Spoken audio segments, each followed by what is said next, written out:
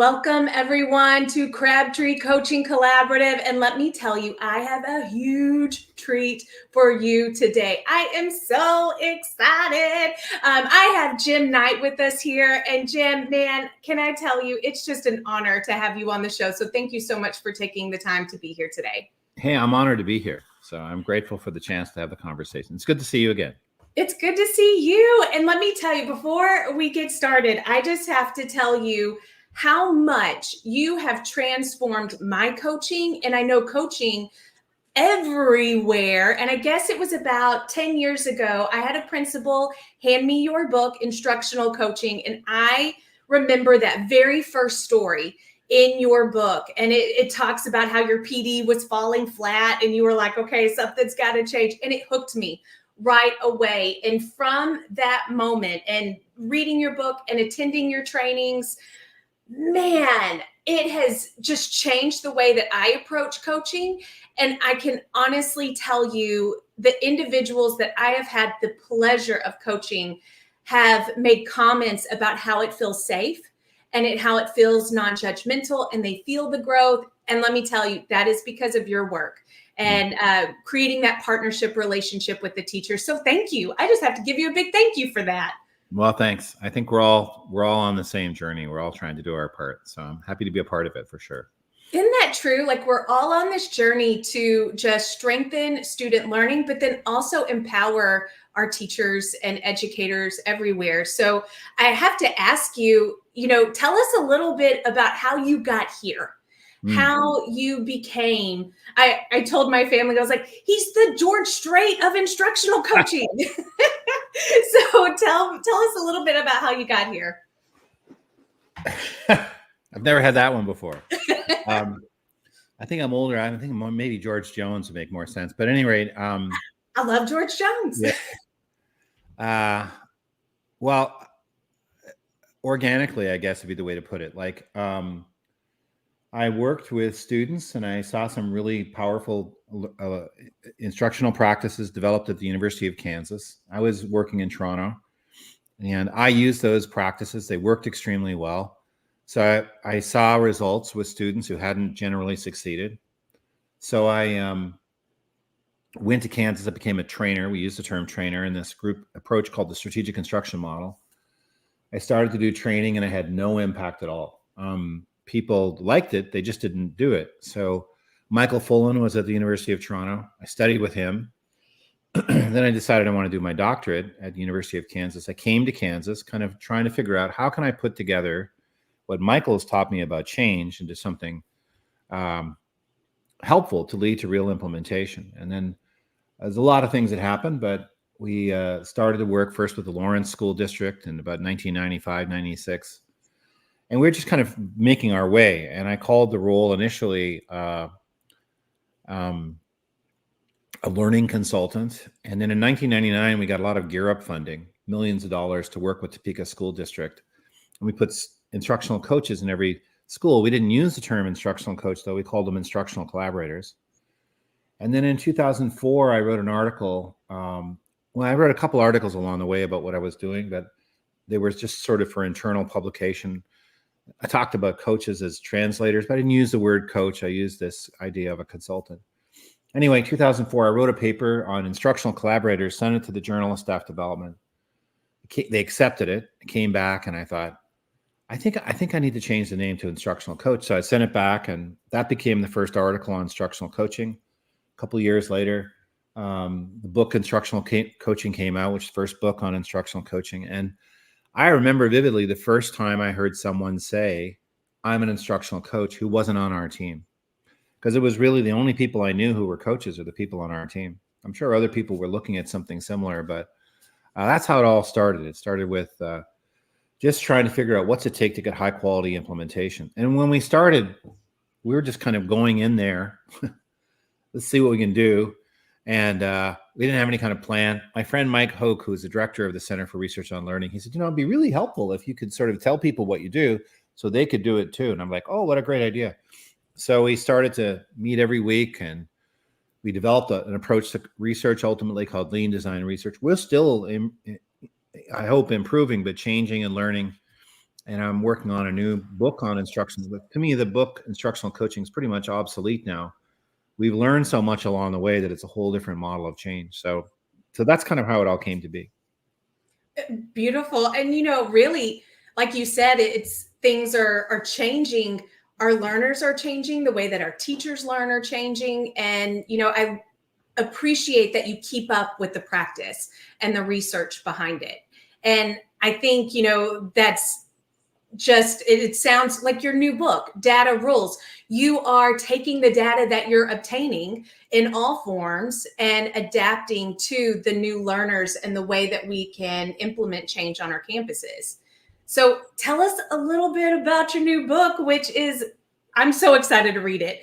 Data Rules. Tell us a little bit about what are the data rules? Well, I would say first off, what the book is that in our work over a long time, we've identified 7 factors. We call them success factors. The book, The Definitive Guide, my humbly titled Definitive Guide to Instructional Coaching, we talk about 7 factors. 3 of them are who you are. So what are your beliefs? How do you communicate? How do you lead? And then 3 of them are what you do. And so there's a coaching cycle we call the impact cycle. And then in order to make the impact cycle work, you have to help teachers see what's happening in their classroom, help them set goals, help them monitor progress. So you need data. And then there's teaching practices. We have a book called The Instructional Playbook, another one called High Impact Instruction. So for each of the 7 success factors, we're kind of creating different books that address them. So there's better conversations for communication. There's the impact cycle. And I felt it was really important to put a book out about data that says, this is what's really a coach or really anybody who wants to monitor change, an administrator, whomever it might be, even teachers reflecting on their own class. These are the things to look at with respect to data. So in terms of the rules, I'll just do them kind of off the top of my head, so I won't touch on all of them. But the main thing we wanted to say is data. I wrote an article with my co-author, Michael Fitzgerald-Luby. The data is not a dirty word. It's actually a good thing. And used effectively, data should foster hope. Now, hope, the research on hope says you need to have something to hope for, kind of a goal. You need to have a pathway to the goal. And you need to have agency, a belief that the goal will take you there. So I could say, I want to play forward for the Chicago Bulls, but at 69 years old, 6'1", that's just probably not going to happen. I mean, there's really no pathway that's going to get me playing for the Chicago Bulls. So I don't have any hope around that. I don't have agency. Yeah. But when it comes to the classroom, data can help us see what we need to see and help us set goals to move forward. So one of the things about data is it should foster hope. It should help us set goals and monitor progress. It should be tied to professional learning like coaching. The coaching is where you identify the pathway. So data helps me see things I wouldn't ordinarily see. Once I start to look for things like which kids are responding and what kind of responses they're giving, or I start to look at how time is used in the classroom, what's productive, what's non-productive time, or I focus on whether or not the kids feel psychologically safe in class, or whether they feel like they belong, or if they're cognitively engaged. Once I start to look for those things, that helps me set the goal. But the professional development, which is another one of our rules, professional data needs to be tied to something that helps us see a pathway. That's how we build hope. And a couple more things. One of them is we think if you're coaching, your data has to be gathered weekly. Often what happens is people set a goal that like 2 months from now, I want the formative assessments to show a change. And they don't check their data for a couple of months. And they're looking at maybe standardized test scores or curriculum-based assessment that the district's help. That's like having a GPS that says you've arrived, but it doesn't tell you if you're on track or off track. You need to know, is it working or not? Because it's probably not working. Yeah. And so you're going to have to make some adjustments. And so we would say data has to be gathered probably weekly, enough that it's like the GPS telling you if you're on track or off track. Because like I said, you're probably off track. You're probably not going to be happy with the results if you're not checking the results along the way. And then just a few more things. Data, we think, should be objective versus subjective. We just watched the Olympics, and most of the data that's gathered at the Olympics is objective. If you cross the finish line first, you win. Whoever's there, there's no argument about it. But if you watch the Winter Olympics when they have ice dancing and figure skating, there's always a controversy because the data is subjective. The French judge holds up a 5, and the Russian judge holds up a 7, and the American judge holds up a 4. And so there's great debates. In fact, there's even been situations where they gave people gold medals, Salier and Pelche for Canada, I think in 1992. They ended up getting a gold medal afterwards because of the great controversy about subjectivity. But when it comes to who crosses the line first, if you cross the line first, you win. So we think the data should be objective and not subjective, so that when you have conversations with teachers, you can talk about that. Then it should be valid. It should be assessing the right thing.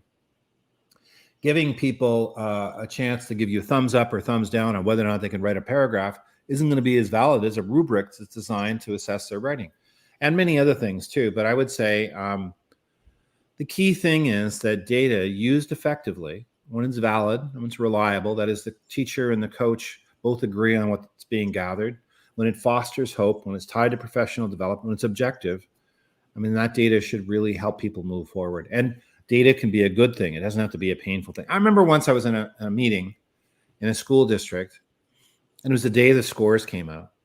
And the person who's in charge of gathering the assessment data shared all the results and things that either stayed the same or gone down. And he looked at everybody and he said, people, we need to do better. Our kids deserve better. And everybody in the room is like, yeah, I'm trying to do the best I can. What do you think? I don't want to do it? And so that was not empowering. But if they were gathering weekly data that's objective, that the teacher said, this is what I want to zone in on, and they were using that to monitor what's happened, that's going to build hope. That's going to help people build agency and recognize it works. Nothing builds hope more than watching progress vividly happen right in front of you. Absolutely. And I like the analogy of the GPS system. Right. Whenever we get to the end goal or that summative assessment, those benchmarks, state assessments, whatever it is, at that point, often teachers are like, well, it's too late. We have to keep moving forward. And so that weekly data collection is so important. But like you said, it doesn't have to be an ugly 4-letter word. No. You mentioned hope. Like, this data should give you hope. Your goals should give you hope. How can we support teachers in setting these realistic goals that give them hope, that get them excited about it? Well, I think one thing that's important is that no matter who you are, whatever you do, you don't have a very clear picture of reality, what it looks like when you do what you do. Some people do, I suppose, but the vast majority of us, when we watch ourselves on video doing our professional work, we're like, holy cow, I had no idea. And so one way to foster hope is to help people use data to get a clearer picture of reality. Second thing is, I think it's more valuable if people see it for themselves than if we tell them. So using video, we really think video is a super powerful tool for coaches.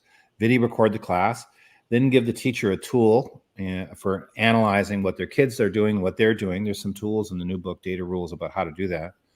And have the teacher reflect themselves as they watch the video and look at it and see what they see. It doesn't have to be that either. There's other things called like a close watch, where you teach a lesson in the teacher's class, and the teacher looks at each student and asks, what's that student feeling?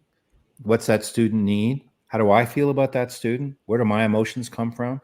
And they spend a little time looking at each student, closely watching. It's a little bit like kid watching, which we heard about a few decades ago. And great idea, kid watching. And so getting that clear picture of reality. But the other thing is, have you ever had the experience where you get a new car? Let's say you get a Honda Civic. And sorry, my phone's ringing, but I can't hear it. Okay, well, good. Let's say you get a Honda Civic and you take the car off the lot and you're driving down the road, and all of a sudden you realize like everybody and their dog is driving the same car as you.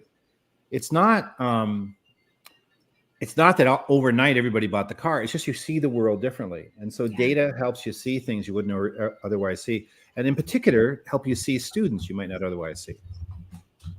Absolutely. And, you mentioned subjectivity over objective data. Right. And how can kid watching help you with that? How can it help you narrow it more to being more objective than subjective? Well, the close watch is probably pretty subjective. Yeah. The teacher perceiving. But if you're looking at, let's say you want to look at behavioral engagement, you could gather time on task. You could gather the kind of responses, which kids are responding, are their responses correct or incorrect. You could look at how time is wasted. All those things are pretty objective. But if you wanted to look at say emotional engagement, you could give the kids a chance to fill in an exit ticket. You could give them a question about, how positive, on a scale of 1 to 7, how positive your experience has been this week, and what could help you feel more positive, or how safe do you feel answering questions in class? And that's not somebody's opinion. That's just based on what the students write down on their cards. So it becomes objective. And same thing for achievement data. You look at the different ways in which you can assess it, and you see what the kids said. Instead of it being my opinion, I think you could be more clear. It's going to be, what's the data show us? What do students say? What student performance look like? Those are the kind of things that make for objectivity. But to me, if the coach is the one, if the teacher is the one who's making subjective perceptions, that's going to happen. And so when they're gathering the data themselves and analyzing it, then it's not so important. It's important, though, if I'm observing and gathering data, that we both agree on what it is, and it's not my opinion, it's facts. It's at least close to being factual. That's where we want it to be objective. So in your book, you talk about different types of data to collect. You give 3 different data collections, and one of them is student engagement. Right. And, often it is hard not to be subjective. And especially as the teacher, sometimes if you have 1 or 2 students that aren't engaged, they come back and they're like, oh, my entire class is not engaged, because there were some mishaps. How can a coach help a teacher be more objective when measuring student engagement? Well, I think you have to think about how you're going to measure it. The first thing would be, what do we mean by engagement? So we organize it into 3 categories: behavioral engagement, cognitive engagement, emotional engagement. And then we give coaches and teachers tools they can use to look at those things. Is it time on task? Is it the number of responses for behavioral engagement? Some people may not be interested in behavioral engagement, because just because the kids look like they're on task, that doesn't mean they're on task. The kid might look like he's thinking about the world's best topic sentence, but he might be thinking, wouldn't it be cool if Taylor Swift moved in next door? We don't know what the kid's thinking. So we can't, but it's still, if the class is out of control, gathering time on task could be really helpful. Cognitive data, you're probably going to ask the kids to give you feedback. And we have a thing called experience sampling. That's one way to do that, where the kids are telling you about their level of engagement and what they're getting out of the activity. You can also look at achievement measures to see if they're cognitively engaged. Behavioral engagement, you could do interviews. Interviews will give you a clear picture of current reality. Interviews give kids a voice, so they're powerful that way. But I really you could do interactive journals too, and maybe not in middle school. If you have 150 kids, it's going to be hard to do a journal with each one of them. But in smaller classes, you could do that. But exit tickets to me work extremely well. Every Friday, I'm going to give my kids 1 question. I want them to respond, whether it's in a journal or an exit ticket, and look at that data as it comes up. So those are the things. I think there's just lots of tools you can use to get skilled at data gathering, and that's kind of what the book's all about, really. Yeah, earlier you talked about the exit tickets, or focusing on that emotional data, do I feel safe? And students being able to answer that. But how could a teacher assess on a note card, do the exit ticket on Friday with behavioral data? Is there a great question that we could ask students to consider to measure behavioral data, and they could reflect on behavioral data? Well, I think it's better to observe it. I would say gathering behavioral data is about looking at the students and either looking at responses to questions, disruptions, how disruptive are students, how many disruptions per, and your most powerful tool as a coach is the seating chart. And so you can code the data on the seating chart, which kids responded to questions, who's responding, who's not, so you can see it. But if you were going to give a teacher's going to give a student an exit ticket for behavioral engagement, they probably would just ask the students how engaged on a scale of 1 to 7, or with younger kids, they might give them a smiley face or a frowny face. So emoticons to circle the level of engagement. One teacher I worked with, she had little containers, and the kids would put popsicle sticks in the container depending on how engaged they were. But then I would ask the kids, well, what could make this class more engaging for you? And you're going to have some students who, no matter what you do, they'll probably give you a pretty negative score. I always say throw those ones out, but keep the inordinately high ones for sure. But let the other ones. I think gathering data on behavioral engagement is pretty an observable thing. You can pretty quickly gather objective data on that. Well, and I think that's the kicker. It can be gathered quickly. Like you said, the teacher with the popsicle sticks. And honestly, that could be done at any grade level. But I think there's a moment where when we ask students that, it does empower them. It gets them excited because, right. Oh, my teacher cares. So, often whenever we're talking about collecting data, maybe a teacher might not prioritize engagement at the beginning. It might be, hey, I'm going to look at test scores or something along those lines. What message would you send out to teachers and coaches and principals who are not necessarily focused too much on engagement? How does engagement impact learning? Well, for one thing, it keeps kids in school. The main reason kids drop out is lack of engagement. I interviewed a student once in 11th grade, and he said to me, he said, when lunchtime comes, he said, I teach my lunch, I go to the bathroom, I get in a stall, I shut the door, and I eat my lunch in the bathroom. He said, I can't take that cafeteria. And that's a kid who's at risk for dropping out because he doesn't feel emotionally connected with the school. He doesn't have emotional engagement. When you look at and I wrote about this in an article for I think the learning either the Journal of Staff Development or Learning Professional. They changed the name. And when you look at the research on why kids drop out, it's because they feel a lack of engagement. But the other thing, it seems to me, is just common sense. I can't know what's in the book unless I read the book. I guess I could do a ChatGPT summary, but unless I'm engaged in some way with the book, I'm not going to know what's in the book. If I'm not listening to the teacher, I'm not going to know what the teacher's.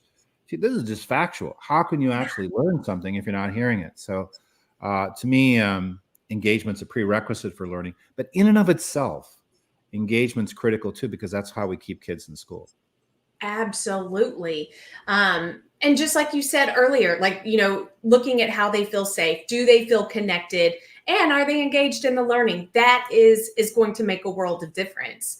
And with that, tell us a little bit about how you see and what you've seen everywhere, how that increase in engagement and even that data collection strengthens teacher efficacy and student efficacy. Well, I think, I don't know if I can pull up actual anecdotes, except I would say this, that one group of people in South Carolina who focus on coaching, I wrote about them in the definitive guide. They work with first, second, and third year teachers. And the person I interviewed, every teacher that she worked with had stayed a teacher. Mm-hmm. And I'm sure that part of what she was doing was helping the teachers master behavior in the classroom. The trouble is, if the class is out of control behaviorally, it's just emotionally difficult as a teacher. You feel like you're not doing a good job, and you think about it at night, and you think about when you drive home, and you start to really question yourself. You can watch a teacher literally physically change because of the stress of teaching in that first year of teaching. It's not an easy thing to do. And so I think focusing on engagement, part of it is to see what you need to see so you can monitor progress. And then the other part is the professional development, the coaching to help them develop strategies to deal with it. That's how I would address that. Yeah, it really does keep teachers in the classroom because it makes their life easier, I would say.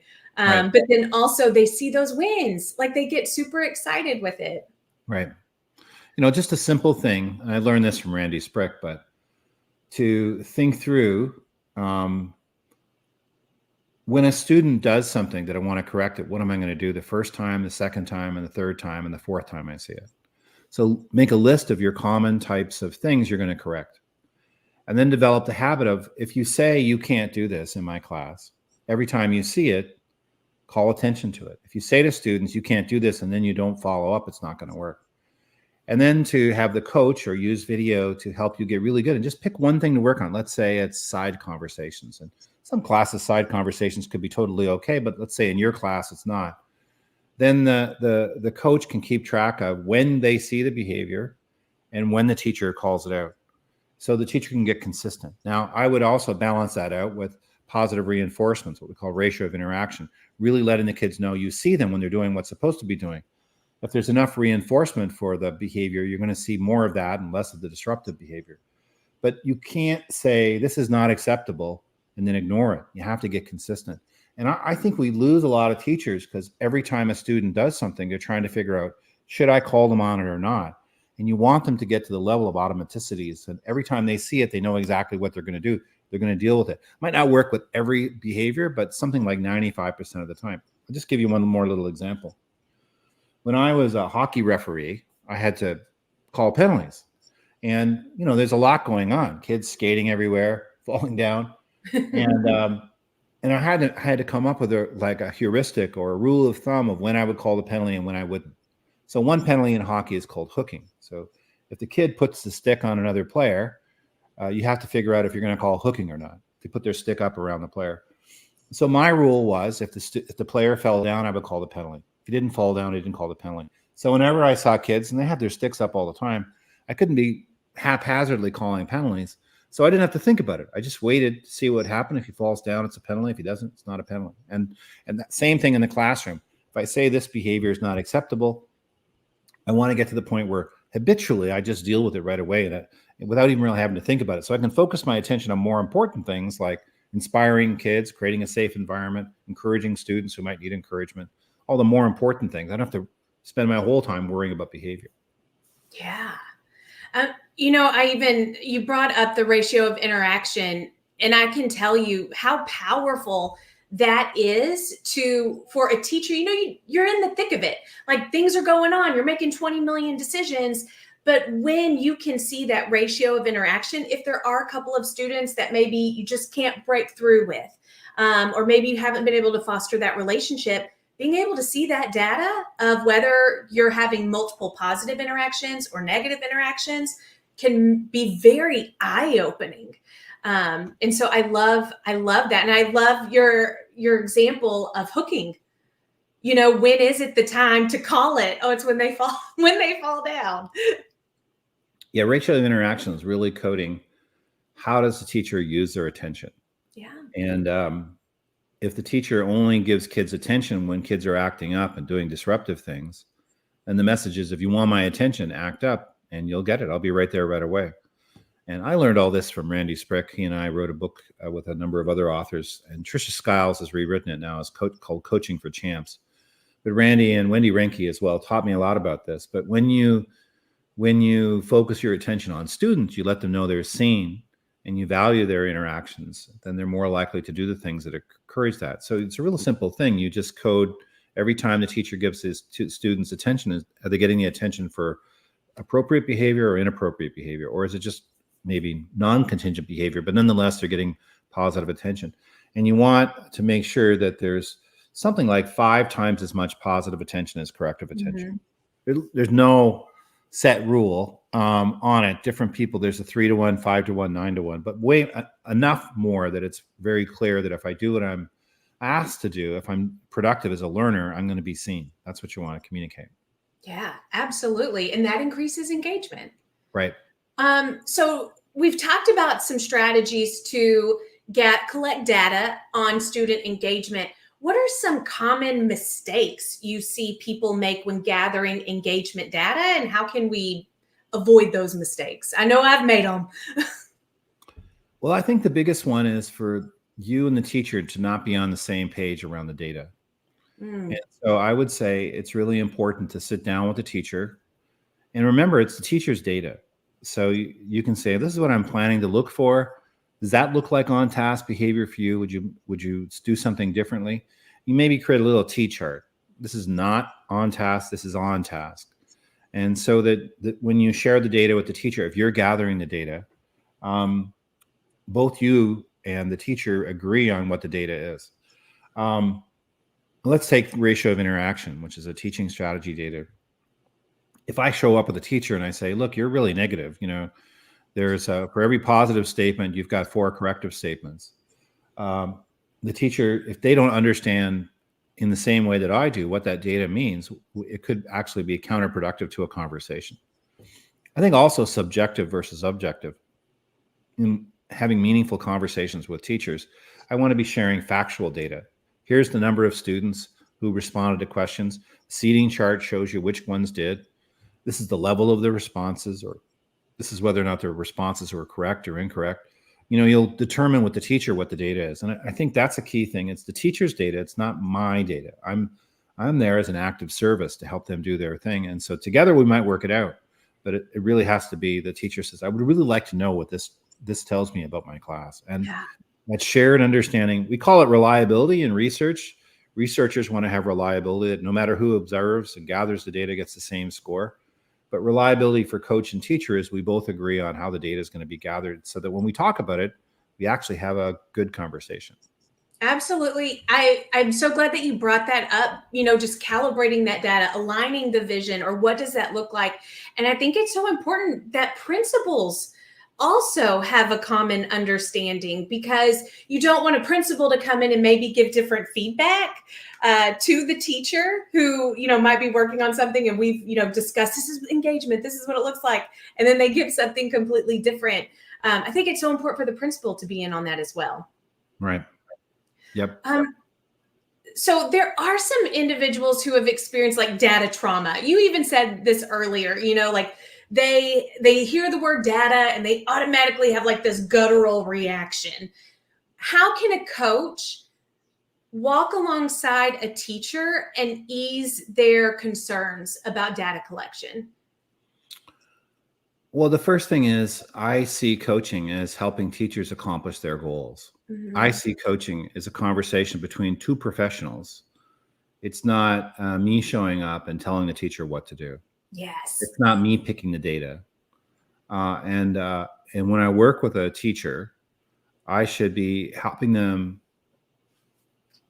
make their life a little bit easier or help them reach more kids. And our conversation should be appreciative. The teacher should feel seen. And so the whole the conversation should lead to powerful changes that make a difference in kids' lives. I would say you always want to come up with something that is going to be really worthwhile, and the teacher feels confident they can do it. Yeah. And so the second thing is I wouldn't force anything on the teacher in taking the perspective of an active service. I'm not talking about evaluation. Evaluation, there's obviously an objective standard. Evaluation is about articulating the standards and then seeing how we compare to those standards. But within coaching, at least as we would describe it, I want the teacher to set a goal that they really want to go after that's going to have a powerful impact on kids. Then I want to help them achieve that goal. And so in the context of that, we're picking whatever data you think is most helpful. And so I'm not forcing it on the teacher, but I am a partner in the conversation. So I might say, well, here are some possibilities. Which one of these sounds like it's going to be most powerful to you? Yes. And then I think it should help them see progress as they move forward. But more than anything else, I think we get professional development wrong. We think researchers have done this thing, so we're going to come to school and we're going to teach everybody to do it.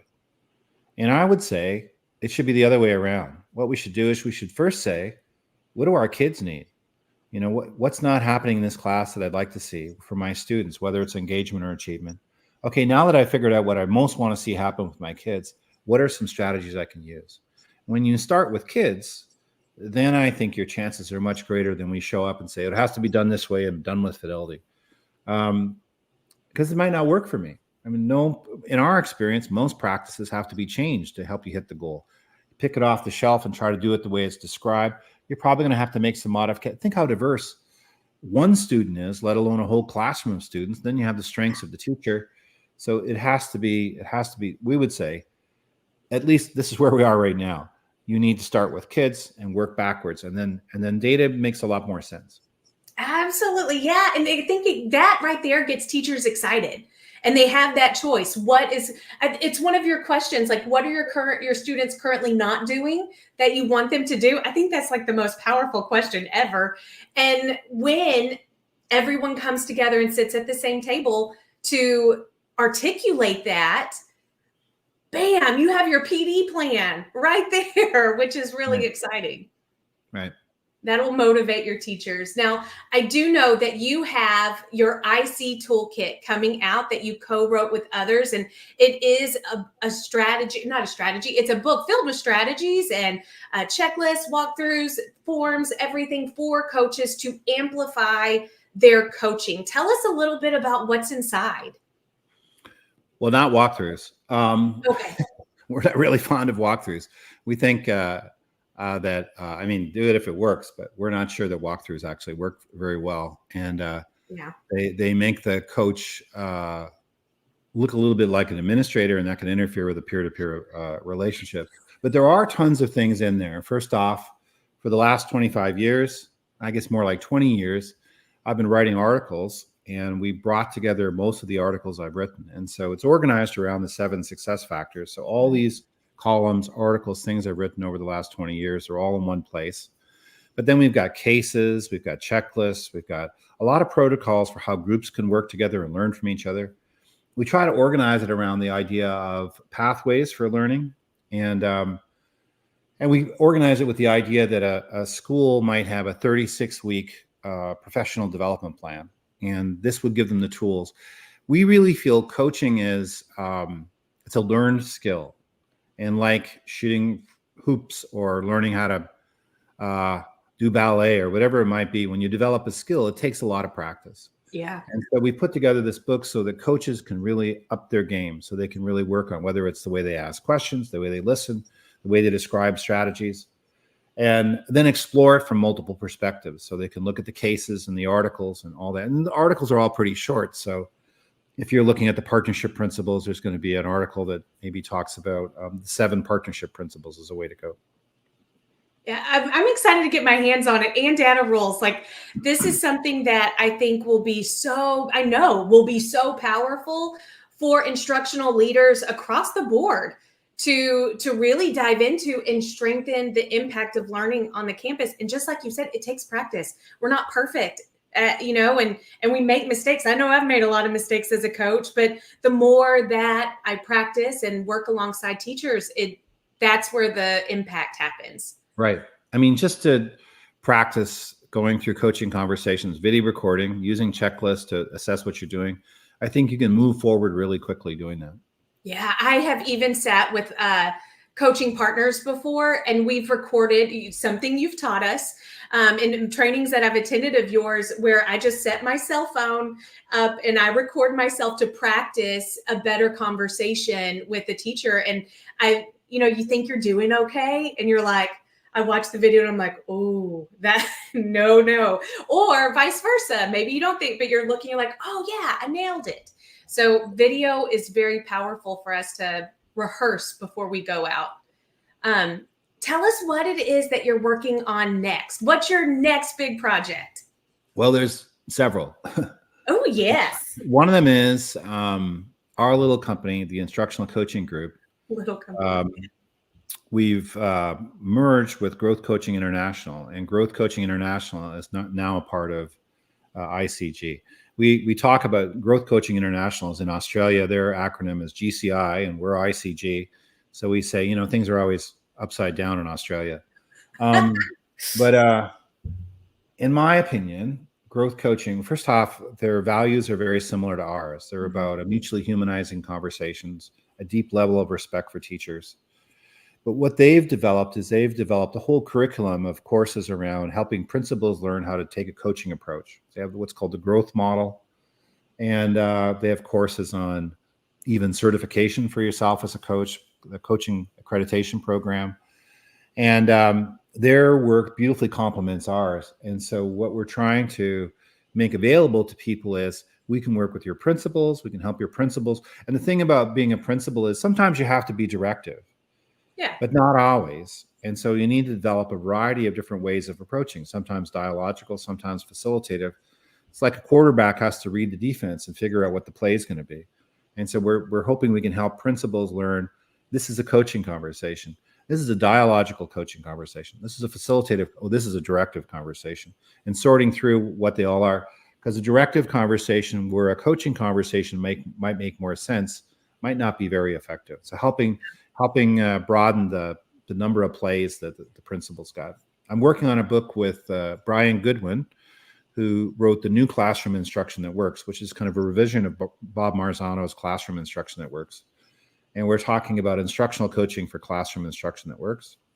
Working on a new version of instructional coaching that came out in 2006. My colleague Dan Albert is really helping me put those pieces together, and been having a lot of conversations, and I hope a book comes out of this. We haven't kind of finalized it, but with Carol Tomlinson on instructional coaching for differentiated instruction. And then there's other people too that we might be doing stuff on. I'm looking at my thing up here. I'm working with Christian Van Neuerberg on coaching and dialogue, which is another thing. So I'm looking at my writing list to see if I've got anything. I've got a whiteboard up here with all my tasks.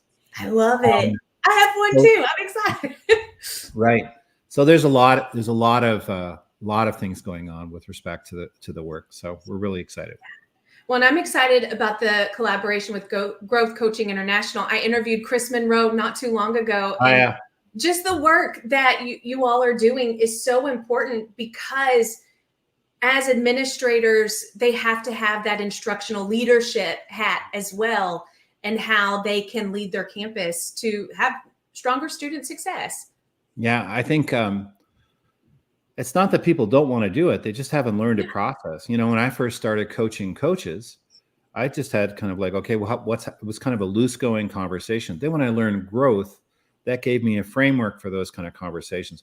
And Chris and John Campbell have just written a book called Growth Talk that should come out pretty soon. And Growth Talk is really, if I've only got 5 minutes, how can I make this a coaching conversation rather than a directive conversation? Growth Talk is a super powerful book as well. It's not out yet, but hopefully it'll be a TLC in 2025. So yes, it's going to be a great book, an imperative book.